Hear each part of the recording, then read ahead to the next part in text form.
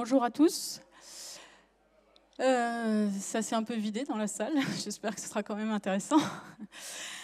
Ce que je vous propose de voir aujourd'hui, c'est comment on peut utiliser de manière très pragmatique, très factuelle, des données dans un contexte où on n'a pas l'habitude de parler de data et d'IA. C'est le contexte de l'élevage et de la nutrition animale. Et donc l'objectif de cette présentation, c'est de vous montrer comment, avec CCPA, on a développé un logiciel qui permet de montrer aux éleveurs la performance de leur élevage. Donc je vais vous présenter un peu le contexte de ce projet. Donc CCPA, le groupe CCPA, c'est un groupe international qui est expert en nutrition et santé animale, qui a à peu près 50 ans d'expertise technique et qui a une vision très exigeante de la nutrition et de la santé animale pour vraiment mettre en avant l'efficacité dans l'élevage. Ils ont du coup une capacité à innover et un esprit de service qui les pousse à vouloir développer auprès de leurs éleveurs, dans les différents types d'élevage, des outils et des solutions qu'ils vont pouvoir partager pour vraiment faire de l'élevage de précision. En règle générale, ils vont pouvoir développer des outils ou vendre de la nutrition animale pour les volailles, le porc, les ruminants, les lapins. Ce qu'on va voir aujourd'hui, on est plus dans le domaine de l'élevage des génisses. Et pour vous expliquer un petit peu comment ça se passe, CCPA apporte avec la plupart de ces entreprises qui font partie du groupe un accompagnement aux éleveurs. Donc les éleveurs pourraient croire qu'ils se débrouillent un peu tout seuls, mais en fait ils vont s'occuper de leur troupeau. Un troupeau plus ou moins gros qui vont donner une alimentation vraiment spécifique, et toute la conduite de leur troupeau va avoir un impact sur la santé et la qualité de la production de leur troupeau. Mais ils sont rarement tout seuls, et c'est là que CCPA intervient, puisqu'il va avoir avec lui, avec eux, un technicien d'élevage qui connaît bien son métier, qui est proche de l'éleveur, qui se déplace dans les exploitations. Et CCPA propose aussi des services de R&D, donc ils vont pouvoir faire de la formulation en nutrition animale, et puis des experts en zootechnie qui vont pouvoir apporter un savoir-faire, du coup, vraiment pour comprendre les mécanismes qui peuvent relier la nutrition à tout ce qui va autour de l'animal, aussi bien en termes de santé qu'en termes de production. Et derrière tout ça, chez CCPA, il y a aussi une équipe, on va dire IT, SI, qui va potentiellement développer des outils pour aider l'éleveur et le technicien d'élevage. Et nous, dans ce cadre-là, ce qui nous intéresse, c'est de voir un petit peu comment le technicien d'élevage, grâce à un outil, avec l'éleveur, va pouvoir mesurer un petit peu les performances du troupeau et surtout dans l'espoir d'améliorer la production. On est vraiment comme dans tous les projets où on manipule de la donnée, le but c'est d'avoir un retour sur investissement. Et donc, ce qu'on va essayer de regarder, c'est profiter d'études qui ont été faites chez CCPA et qui relient la morphologie des génisses et donc la manière dont elles ont été élevées, leur croissance jusqu'au premier vélage, donc la première fois qu'elle va avoir un veau, et la carrière laitière qu'elle peut avoir ensuite. Donc CCPA profite de son expertise zootechnique et puis aussi de fermes expérimentales qu'ils ont et puis de toutes les connaissances qu'ils ont auprès des éleveurs avec qui ils sont affiliés. Et ils ont pu faire une étude auprès de 27 élevages, avec une trentaine de génisses en moyenne, sur une race. Enfin, cette étude-là était vraiment sur une race de vaches, où il y avait un âge moyen au veulage de 26 mois. Et le poids vif adulte, c'est le poids qu'est censé avoir la génisse une fois adulte. Et cette étude, elle a pris un peu de temps parce qu'elle a commencé en 2015 par faire de la mesure de hauteur au garrot et de poids des génisses. Et en 2019, donc une fois que ces génisses ont vraiment fini leur croissance, on a pu croiser des données de production et de reproduction. C'est aussi voir quelle est vraiment la date du premier vélage et s'il se passe bien. Des informations de réforme et de santé aussi pour voir si finalement la vache était en bonne santé. Et puis potentiellement des enquêtes pour donner un petit peu plus d'informations à tout ça. Et les conclusions de cette étude montrent que si on augmente de 10% le poids, eh ben on a 140 kg de lait en première lactation en plus. Donc là, c'est du plus. Une vache un peu plus grosse produit plus. On a le même genre de choses avec la hauteur. Une vache plus grande va produire, pour le coup, beaucoup plus. Et vraiment aussi, pardon, excusez-moi, je vais toujours dans le mauvais sens. Et plus une génisse est lourde, plus l'âge au premier vélage est diminué. Et donc, malheureusement, c'est dur de parler comme ça, mais plus c'est rentable. Donc, l'idée de ces CCPA est de se dire que si on arrive à définir un objectif de poids et de hauteur, qu'on peut représenter ici sur une courbe en fonction de l'âge, en indiquant assez bien le sevrage, les dates importantes pour l'éleveur, c'est-à-dire l'insémination et puis le velage. Si sur on arrive à définir cette courbe-là, on va réussir à classer les vaches en 5 classes morphologiques. Donc déjà, ça c'est vraiment le travail des zootechniciens de ces CCPA, d'élaborer cette représentation qui est assez facile d'accès. Et c'est là que c'est intéressant parce qu'on va voir que pour l'éleveur, immédiatement, il a une visualisation qui est claire. Et donc on voit en fait par rapport à l'objectif de poids qu'on s'est fixé, qui est un objectif moyen, qu'on va avoir des vaches, alors on a essayé de donner des noms clairs, filiformes, insuffisantes, adipeuses, supérieures aux objectifs. Bon, alors l'idéal forcément, hein, c'est d'aller tout en haut là-haut. Mais l'avantage, c'est qu'on va pouvoir caractériser avec quelque chose d'assez basique le troupeau. Et c'est de là qu'on va pouvoir commencer à parler de performance du troupeau et d'imaginer quelle est la production attendue de ce troupeau. Donc, fort de ces constatations, CCPA a souhaité développer un outil informatique, hein, parce qu'il faut bien pouvoir visualiser ça, qui stockerait des données mesurées, qui ferait un traitement statistique et qui ferait de la visualisation de la donnée. Et que cette visu de données puisse permettre à l'éleveur de changer sa conduite ou de l'adapter pour faire les choses mieux.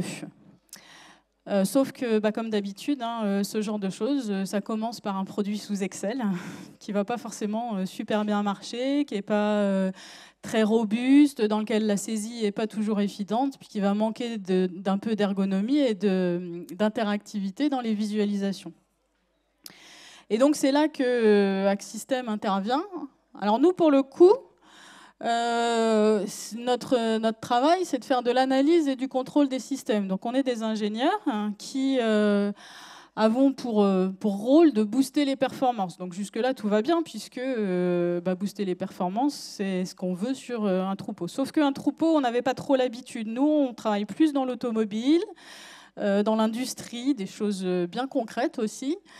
Mais on avait envie aussi d'aller vers l'agroalimentaire et l'élevage, où justement ces questions de data science, de data visualisation, d'algorithmie, c'est nouveau, c'est pas, mais il y a vraiment du potentiel à faire comprendre aux gens l'intérêt de la data et l'usage qu'ils peuvent en faire pour conduire leur élevage.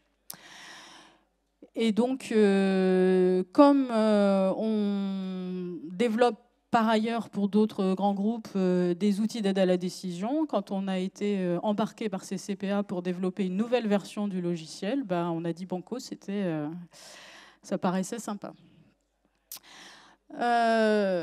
Et donc, sur l'année 2022 et 2023, on a développé le logiciel MorphoScore, où l'idée, effectivement, c'est d'arriver à scorer la morphologie de la génisse. Et le cahier des charges, c'était vraiment de faciliter la vie du technicien d'élevage dans la saisie des mesures, d'avoir des visualisations qui soient interactives, parce que sous Excel, ça ne bouge pas beaucoup, hein. D'éclairer l'éleveur, c'est vraiment de créer des visualisations qui vont lui donner des références, des informations objectivées et qui vont lui permettre de prendre des décisions. Et puis aussi de conseiller l'éleveur avec une expertise zootechnique, donc de mettre dans cet outil l'expertise zootechnique de CCPA. Et donc on a essayé de développer quelque chose d'un peu sympa, coloré, avec des grands thèmes comme on définit l'éleveur, on peut définir son troupeau, analyser sa croissance et faire des comparaisons. Donc je vais détailler un petit peu quelques principes de ce développement. Et le premier, c'est la collecte des données en exploitation. Parce que ça, c'est pas très facile en fait. C'est vrai qu'on a vu pas mal d'exemples aujourd'hui de choses où on va mettre ça dans des data lakes, des choses comme ça, mais en fait, quand on est dans un élevage, c'est assez compliqué. On est au pied de la vache pour faire les mesures. Donc mesurer une hauteur au garrot, c'est avec une toise, donc il faut être à côté de la vache. Donc, vous imaginez bien que quand on est à côté de la vache avec sa toise, on a du mal à remplir sur l'ordinateur, donc il faut souvent être deux.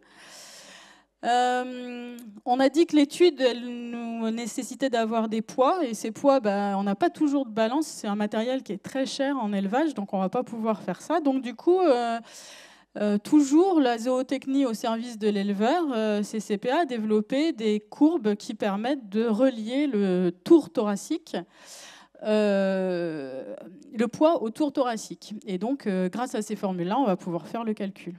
Et du coup, on se retrouve avec un autre ustensile qui est ce mètre de couturière pour mesurer les vaches.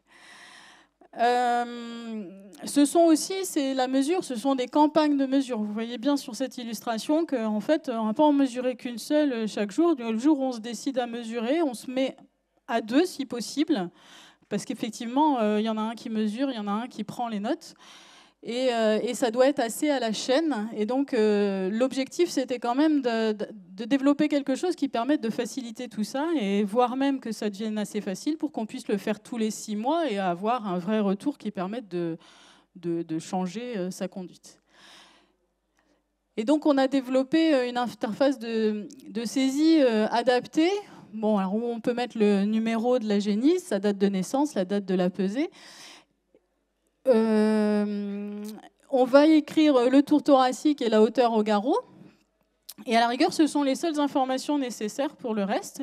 La plupart des choses vont se calculer automatiquement, ce qui permettra aussi de vérifier, parce que ce qui arrivait très très souvent, c'était on a écrit sur un bout de papier, une feuille Excel ou quelque chose, puis finalement... c'était pas du tout ça. Tandis que là, ici, on voit immédiatement à combien on est en termes d'objectifs. Donc tout de suite, si on est à 60%, on va se dire, oh là, il y a un problème. Ça nous calcule l'âge, on voit immédiatement, l'éleveur et le technicien connaissent bien le troupeau, ils savent immédiatement vérifier ces données-là, quoi. Et puis les informations qui ne sont pas utiles, elles sont en bas. Et on a essayé de faire vraiment quelque chose qui soit ergonomique pour que finalement, on appuie 3 fois sur tabulation, mais juste les infos qui font bien. Et la saisie est faite et s'enchaîne avec des boutons basiques. Donc l'idée, c'était vraiment de donner, grâce à un outil, une ergonomie qui fiabilise la collecte des données. Et puis, comme toujours, on récupère des données toujours par-ci, par-là. C'est toujours comme ça dans les outils de data science. Donc, il fallait aussi des outils d'import. Et à la fin, on arrive à créer une base de données assez facile à voir, avec des informations déjà qui commencent à classer les morphologies. Une fois qu'on a fait ça, ce qui est important, c'est de visualiser pour décider. C'est vraiment l'objectif. Et donc, l'intérêt de l'outil, c'est de de se situer par rapport à un objectif. Donc on va dire classiquement, l'objectif, il est aussi fixé par des règles de l'art de conduite. Mais après, l'éleveur, il peut aussi se donner des objectifs un peu plus ambitieux ou justement sentir qu'il, de toute façon, c'était beaucoup trop ambitieux, donc il vaut mieux qu'il se cale à quelque chose d'un peu plus bas. Donc c'est lui qui a paramétré ses objectifs avec l'aide du technicien d'élevage. Et en fait, on va, avec une visualisation très basique, mais lui montrer l'état de son troupeau par rapport à cet objectif. Donc on n'a rien inventé, il n'y a rien d'exceptionnel à cette présentation, mais il situe immédiatement comment il est, quoi. Donc là, on voit nettement que ce début de croissance, c'était pas gagné-gagné. Hein. Il a sûrement, d'ailleurs, l'éleveur a sûrement dû se rendre compte qu'il se passait quelque chose, et après, il a dû changer d'alimentation ou mieux nourrir pour les vaches plus vieilles, et c'est comme ça qu'il a atteint ses objectifs. Une interface comme ça permet aussi de détecter des anomalies. Donc, soit des anomalies, une valeur aberrante. Donc là, celle du haut, c'est vraiment une valeur aberrante. Celle du bas, ça pourrait être le signe d'un problème de santé. Donc vraiment de quelque chose qui est vraiment différent. Et donc ce qu'on a rajouté qui peut être... Mais ce sont des choses vraiment toutes bêtes, mais qui n'existaient pas, qui ne marchaient pas sous Excel. C'est le fait de pouvoir voir vraiment quelle était la génisse qui présente ces difficultés et de revoir les valeurs importantes. Et enfin, le fameux découpage en 5 catégories qui permet assez rapidement, visuellement, sans chiffres, de se rendre compte de comment on se situe par rapport à l'objectif. Et là, pour le coup, sur cet exemple-là, on voit bien qu'on est quand même très, très globalement en bas, et donc sur des génisses à morphologie insuffisante. L'idée aussi, c'est d'arriver à chiffrer quand même et factualiser. Donc, ça ne s'oppose pas. Dans le logiciel, ça va être des choses qui vont se regarder de plus en plus. Et dans le détail, on va aller regarder. Et du coup, on va vraiment là indiquer le nombre de vaches dans chaque catégorie. On va découper aussi par tranche d'âge, entre 0,3 mois, 3,6 mois, de 6 mois à l'insémination et puis après l'insémination. Vraiment des choses qui vont permettre de rendre compte plus factuellement. Et enfin, sur le poids des génisses, des choses qui montrent aussi où est-ce qu'on est par rapport à l'objectif. Il y a la même chose sur le poids et sur la hauteur. L'idée pour un éleveur, c'est qu'en fait, ça se trouve, dès le départ, il voit la première visualisation, il sait ce qu'il a à faire, quoi. Après, ce sera peut-être plus quand il voudra comparer avant-après, que là, ce sera intéressant d'avoir des choses chiffrées qu'il pourra regarder. Et enfin, une des dernières options qui est intéressante pour lui, c'est de se comparer. Et donc, l'outil va permettre aussi de définir des groupes. Donc, l'outil, c'est un outil à destination du technicien d'élevage qui va s'occuper de plusieurs élevages.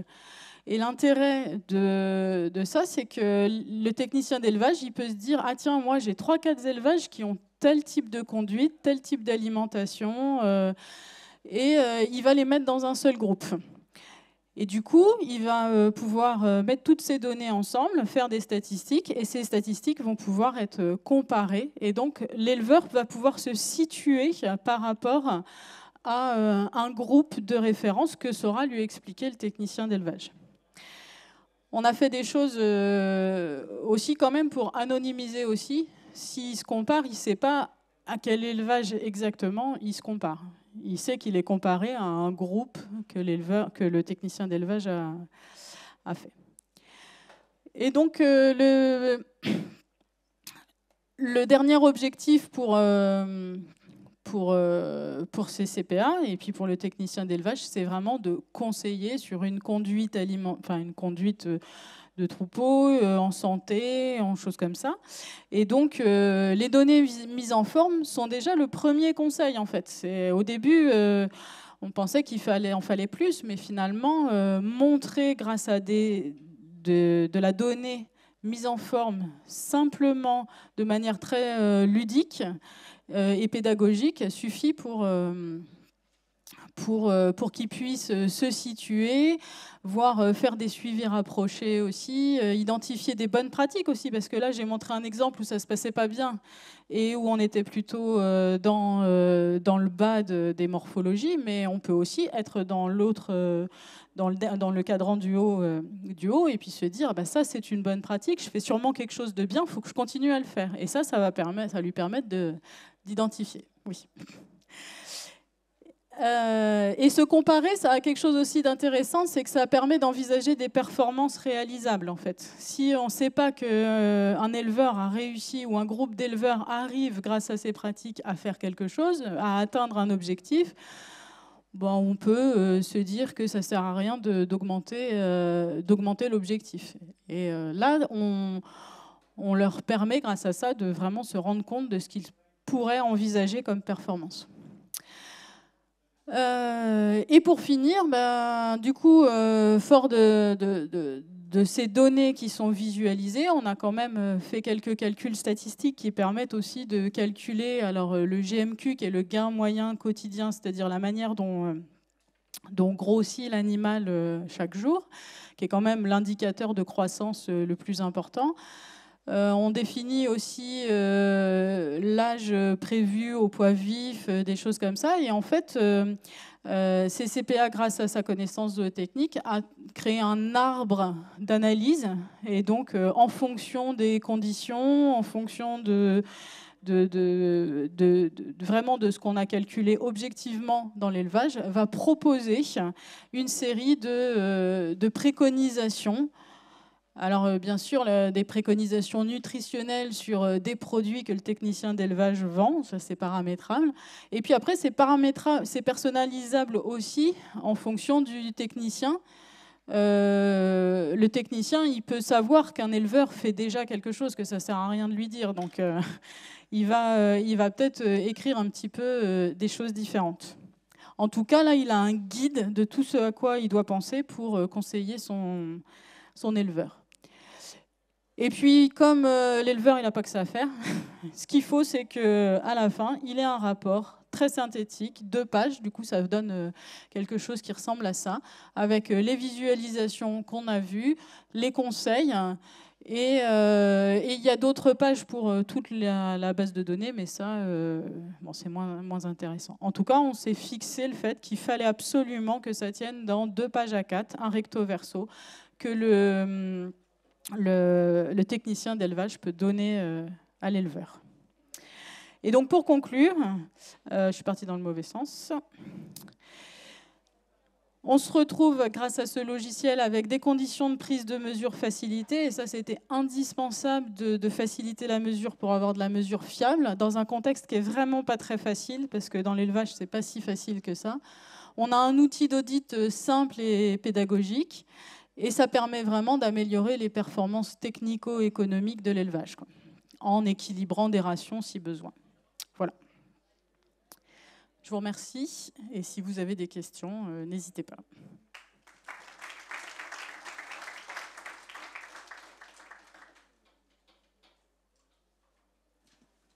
Alors, moi j'ai une question. Vous prenez la morphologie là, pour établir du coup la qualité nutritionnelle apportée à la génisse. Il existe tout un tas de paramètres autour des génisses et des vaches laitières, comme la génétique qui est une part prépondérante, notamment dans la croissance. Est-ce que vous allez analyser avec d'autres axes d'analyse autour des génisses? L'objectif est fixé en fonction de la race.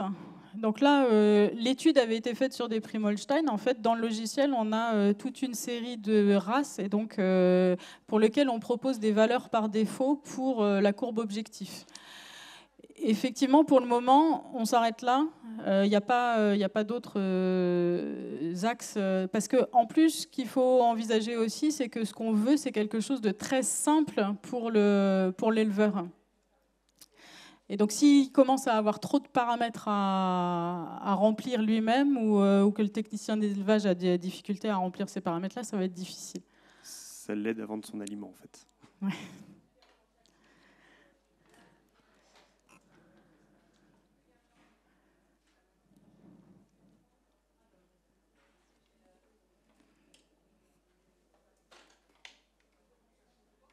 Du coup, s'il n'y a pas d'autres questions.